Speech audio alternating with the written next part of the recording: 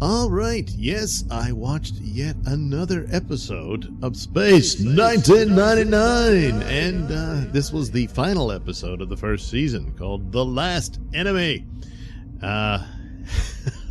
Gee, I wonder why they picked that one. Because it appears to be a battle of the sexes, so we end at each other's throats, and then it's over. Yeah. So, and this is actually a pretty solid, good episode.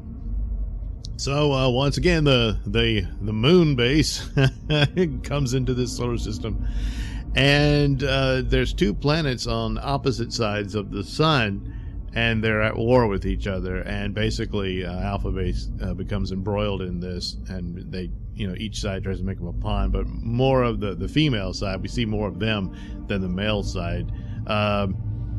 The male side is, all you ever see is, I guess, the leader of them, or maybe he's the military commander or whatever. But he is playing, I forget the actor's name, but he's the guy who was in Doctor Who, Patrick Troughton's episode of the Cyberman invasion, where he was this corporate guy who was in league with the Cybermen and all that, and he had his underling that he was constantly referring to, Packer. So it's that guy. This is where he ended up. It's for the women. Well, they're just gorgeous, and they're in these cool black outfits. Oh, it's great.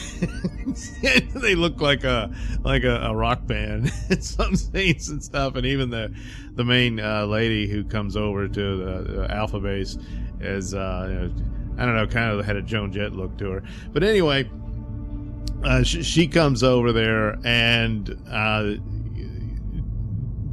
manipulates Koenig to some extent. Dr. Russell is getting meow meow about her.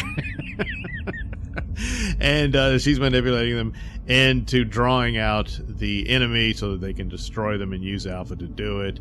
Koenig gets the better of them and comes up with a plan to outfox them with nearly nuking them, but there's a lot of it's well done. There's even her warship is pretty cool looking. It actually kind of looks a lot like the Shield helicarriers from the Marvel movies, but that just predates it.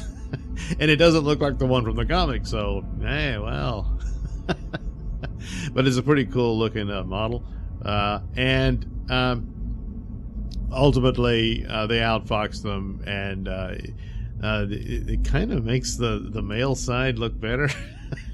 But hey, it's their war, and all that stuff. So I've been hard on 1999 at the beginning and stuff like that, and harsh and stuff, but there's quite a few. It's not just diamond in the rough. There's quite a few here, and they ended on a solid point here for this first season. And even though this is a battle of the sexes, it's only suggested because you see the two sides.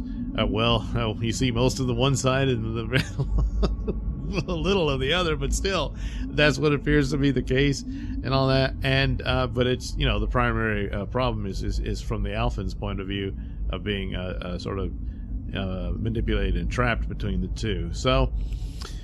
Yes, a solid episode within it, and a good ending for it. I've heard commentary, people say the second season is where everything falls apart, and I'm only familiar with a couple episodes from those, so we'll see how that goes. But I've had problems with the ultimate premise of the moon, even though later episodes in this season they do address it. I don't. There's been no action on that part about where they had nuclear weapons on the moon to in case they got stuck in the orbit of a planet they didn't want to be when they could blast their way again back out. So I say, yeah, I guess so, but I don't know. It'd be pretty tough with some of these different stars that those would draw them in, to be stuck within the system. Maybe not necessarily around a particular planet, but it's a tough sell there. So there had been talks about doing a reboot, which there was a time when I would have been interested in that, but in the current era, it's like, oh god, yeah, you'll just destroy everything. It's better left alone. But basically, I think there was talks of a 2099 type thing, But if they did, I think that premise of it, they would have to alter it to where maybe it's a space station that gets stuck in a wormhole and that sort of thing. But ultimately it says, well, it's Lost in Space, so yeah, it is. And you've had, of course, the original Lost in Space. They rebooted that. I have not bothered to watch it. I've seen the movie, but I was never a big fan of Lost in Space. The first season was pretty interesting, but then it just became this silly show. But the premise of being lost in space keeps getting returned to. So, of course, the Star Trek Voyager dealt with that. And then the Stargate Destiny, I think, was the final series they did, which I was actually intrigued by. I hadn't really kept up with the Stargate TV series, but it's the one that got canceled and I ultimately seen as the failure. But still, it's just that idea. Ultimately, you're trying to get back home. But along the way, you're making all these weird discoveries and stuff. So it's a premise that could work in that element of it, and some of the cool designs of like the eagles and stuff like that they could make use of.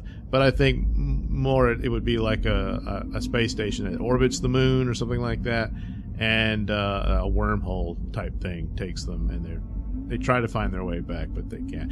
There's a lot of things they do address in the series about what would happen to the Earth if it lost its moon, which would be pretty devastating and stuff like that. But some of the concepts kind of fell flat here and there. But others, and of course performances and ideas, were very strong. So it's understandable why it holds its place where it does, and there's a fondness for it for people who watched the series in its original time. So anyway, obviously 1999 did not turn out that way.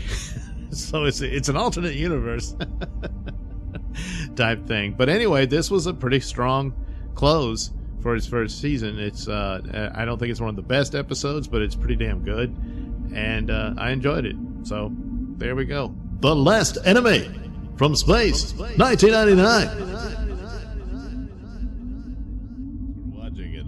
Say, while you're still here, why not like and subscribe and share with your many friends? Yes. Also, check out my mini stores in the link description below. Yes, where you can get t-shirts, hats, mugs, all those goodies with my artwork on them. Oh, yeah.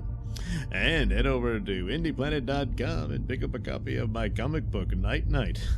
Oh, you can also catch me at my podcast, Mr Nailsin Show, on RadioMisfits.com. And you can also watch my videos on BitChute.com and now on Rumble.com. Oh my goodness, so many places to watch me and my stuff. Oh yeah. And if that's not enough for you, well, you can follow me on many social media platforms and say hi to your old pal, Mr. Nailsin.